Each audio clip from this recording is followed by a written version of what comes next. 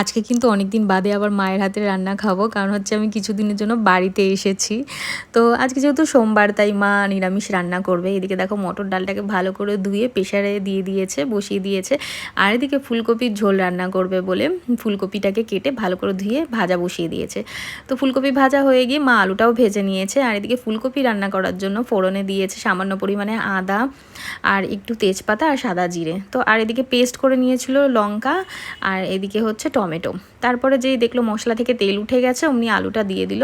আলুটা কষে যাওয়ার পর, তেল উঠে যাওয়ার পর সামান্য একটু জল দিয়ে কষিয়েছিল। কষানোর পরে কিন্তু পুরো জলটা দিয়ে দিয়েছিল।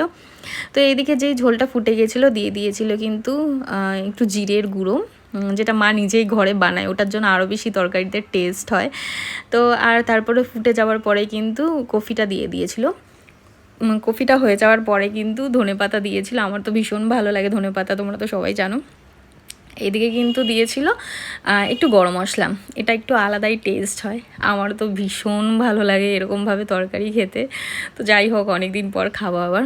তো এইদিকে দেখো ফুলকপিটা মোটামুটি হয়ে গেছে, মা কিন্তু ফুলকপিটা নামিয়ে নিয়েছিল। আর এদিকে ডালটা কিন্তু পুরো সিদ্ধ হয়ে গেছে, যেহেতু প্রেশারে দিয়েছিল।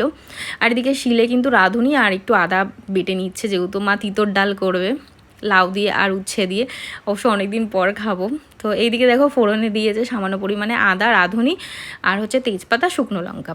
তারপরে আদা আর রাঁধুনি বাটাটা দিয়ে দেওয়ার পরে ডালটা দিয়ে দিয়েছিল।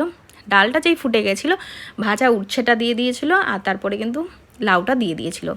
লাউটা ফুটে যাওয়ার পরে কিন্তু একটু হলুদ দিয়েছিল, মানে সরি, আগে হলুদ দিয়েছিল, তারপরে কিন্তু লাউ আর উচ্ছেটা দিয়েছিল। তো এদিকে দেখো লাউ আর উচ্ছেটা দিয়ে দিয়েছে, আর পরিমাণ মতন টেস্ট অনুযায়ী নুনও দিয়ে দিয়েছিল। ভিডিওটি ভালো লাগলে কিন্তু লাইক আর শেয়ার করে দিও। টাটা।